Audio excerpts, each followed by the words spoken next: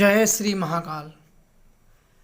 कभी आप लोगों ने सोचा है कि तांत्रिक अघोरी या अवघड़ अपने साथ हड्डी और खोपड़ी क्यों रखते हैं? आपने नहीं सुना होगा। तो आज मैं आप लोगों को ये जानकारी दे रहा हूँ, क्योंकि बहुत समय से मुझसे पूछ रहे थे कि ऐसे क्यों रखते हैं। तो मैं आपको पहले क्लियर कर दे रहा हूँ कि कुछ लोगों को वो सिद्ध रहते हैं और कुछ लोग अपने दुकान चलाने के लिए, धंधा करने के लिए लोगों के सामने दिखाते रहते हैं। देखो, जो लोगों को सामने दिखाता रहता है वो तो एक व्यापारी है, वो तंत्र मंत्र के नाम पे लूट रहा है। क्योंकि ये सिद्धियां पैसे और धन से बहुत ऊपर होती हैं। बहुत क्या, इतनी ऊपर तो नहीं होती हैं, क्योंकि इनमें मैं अभी आगे की वीडियो में आपको बता दे रहा हूँ। ये होता यह है कि हड्डियाँ क्या होती है कि कुछ लोग दिखावटी के रूप में रखते हैं। कुछ लोगों को खुद नहीं पता होता है कि इससे होता क्या है। जो लेके रखते हैं, आज जो मेरी वीडियो देख रहे हैं उन लोगों को तो पता ही हो जाएगा, पूरी चीज़ नॉलेज हो जाएगा। आप सब लोगों को मैं बता ही देता हूँ आज।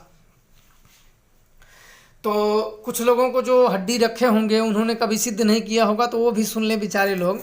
ये जाके आप लोग शेयर भी कर देना कि वो लोग भी जान लें, नहीं पता होगा उन लोगों को। ये हड्डियाँ जब कोई आदमी मर जाता है तो आप लोग सुनते होंगे उसके अगर मृत्यु की चीज़ों को जलाया क्यों जाता है हिंदू धर्म में, ताकि उसका मोह उससे ख़त्म हो जाए। जब हिंदू धर्म में किसी को जला दिया जाता है तो उसकी आत्मा का उसके शरीर से मोह ख़त्म हो जाता है। पर जब किसी को दफना दिया जाता है तो उसके शरीर के साथ उसका मोह रहता है। तो ये तांत्रिक लोग, अघोरी लोग इन्हें एक दुष्ट भी मान सकते हो। आप दुष्ट ही बोलो तो अच्छा है इनके लिए, क्योंकि इनके दुष्ट क्यों बोला जाता है कि अपने काम द्वारा ये दुष्टता करते हैं और लोगों को पता नहीं है। क्योंकि जनता जो घर में बैठी है उसे शमशान के बारे में पता नहीं है। उनको तो जैसे ही बता दो वो तो वैसे ही मानते पूजते हैं हड्डी को भी। तो ये होता है कि उस बेचारे जिस व्यक्ति की या जिस परिवार की वो सदस्य मरा हुआ है, या जिस घर का वो आदमी या लड़का या बेटा या पति पत्नी कोई भी मरी हो, उसकी आत्मा जो उसकी बॉडी होती है, हड्डी हाथ पैर जो हो वो ले लेते हैं। तो उसकी आत्मा को ये लोग वश में कर लेते हैं उस हड्डी के द्वारा, क्योंकि उसकी शरीर का पार्ट एक अंग उसके साथ है। और उसको बस में करके वो बेचारी उसमें बंधी हुई चली जाती है। उसको दारू शराब मच्छी सब चढ़ाते रहते हैं, तू मेरा ये काम कर वो काम कर। तो वो बेचारी आत्मा शक्ति के और उस हड्डी के मोह में, अपनी शरीर के अंग के मोह में फंसी हुई बेचारी वो तड़पती हुई इन अघोरियों का, इन व्यापारियों का बेचारी काम करती फिरती हैं। और आम भोले भाले जनताओं को ये लोग क्या बोलते हैं कि मेरे पास महाकाली सिद्ध है, महाभैरव सिद्ध है, ये सिद्ध है वो सिद्ध है।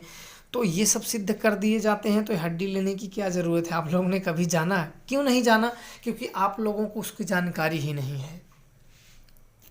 ये चीज़ एक बहुत ही घिनौना क्रिया है और बहुत दुष्ट क्रिया है, और ये दुष्ट लोग ही करते हैं, लोग दिखाने के लिए। अला कुछ लोग तो इनसे दूर रहते हैं। क्यों, क्या समझते हो? हम लोग शमशान में जब किसी को जलाने जाते हैं तो घर में प्रवेश नहीं करते हैं, घुसते नहीं हैं घर में कि नहीं तुम मुर्दे को जला के आए हो। और आप सोचिए कोई अघोरी हड्डी लेके आ गया तो उसके पैर चाटते फिरोगे। और किसी किसी को तो मैंने देखा है कि अगर वो अपने पैर को हटा ले तो उसकी धूल को उठा लेते हैं, चाटते फिरते हैं। आप लोग भी कुछ शर्म किया करो। अब तो आप लोगों को जानकारी हो गई, क्योंकि वो हड्डी में उस व्यक्ति की आत्मा फंसी हुई है, उसका मोह फंसा है, मोह के वजह से।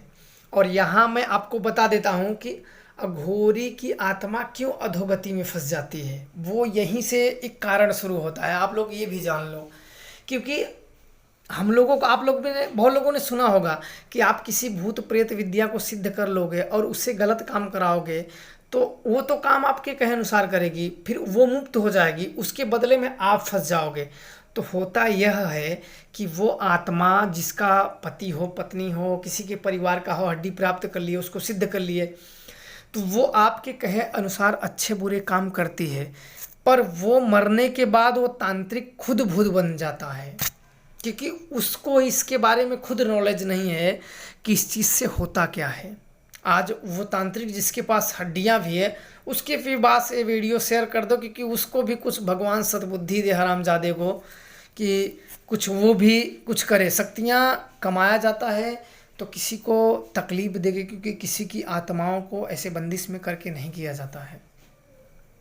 हालांकि मुझे सारे क्रिया आते हैं, चाहे कच्चा कलुआ जगाना हो, चाहे शमशान जगाना आता हो, पर अपने कहे नहीं जाते हैं कि मैं सबसे बड़ा हूँ, ऐसे नहीं है। सब ये है कि चलो सब महादेव माता की कृपा है, सब मतलब आप जितने छोटे बनते जाओगे माता रानी भगवान महादेव उतने खुशी होते चले जाएंगे, और आप जितने ज्ञानी बनते चले जाओगे उतना ही इनसे दूर चले जाओगे, क्योंकि ज्ञान की दृष्टि से आप इन्हें नहीं पा सकते हो। इंसान का इतना बड़ा ज्ञान ही नहीं है कि जो इनके अस्तित्व को समझ सके। तो मैं तो यही कहूँगा कि इनके शरण में जाइए तो भक्त बन के जाइए, तभी आप समझ पाओगे। और ज्ञानी बन के जाओगे तो मुझे नहीं लगता कि आप सक्सेस हो पाओगे।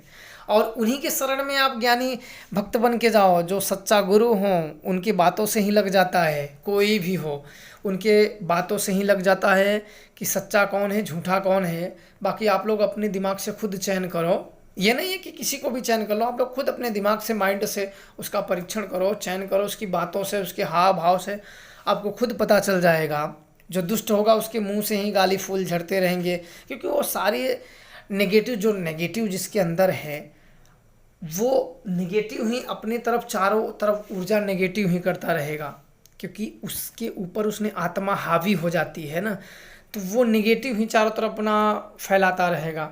तो बड़ी बड़ी उस बेचारे की विडंबना होती है, वो आत्मा फंसी रहती है, फिर ये क्रम चलता रहता है। वो आत्मा मर गई, फिर अघोरी आ गया, वो भूत बन गया, शक्तिशाली प्रेत बन गया, फिर वो बन गया। तो ऐसे लोग होते हैं। और ये धंधा के विचार में तो इतने बड़े बड़े फ्रॉड हैं कि अब क्या कहें, लेकिन फ्रॉडों को आप लोग ही समझ सकते हो, जान सकते हो, क्योंकि हम लोगों के पास तो इतना समय नहीं है किसी का फालतू का ज्ञान सुनने का। तो मेरा यह है कि जब भी मेरे को समय मिलता है मैं आप सब लोगों को जानकारी के तौर पे कुछ दे देता हूँ, क्योंकि मैं किसी का, मेरे पास इतना समय नहीं कि फालतू का किसी का सुनते फिरे। तो आप सब लोगों को ज़रूर आशा करता हूँ कि जानकारी ये हो गई होगी, नहीं और चाहिए जानकारी तो मैं और आप सब लोगों को पूरी बता दूंगा। अगर हो गई हो तो आप लोग ज़रूर अपने गुरु के शरण में रहिए और सेवा करिए। जय श्री महाकाल।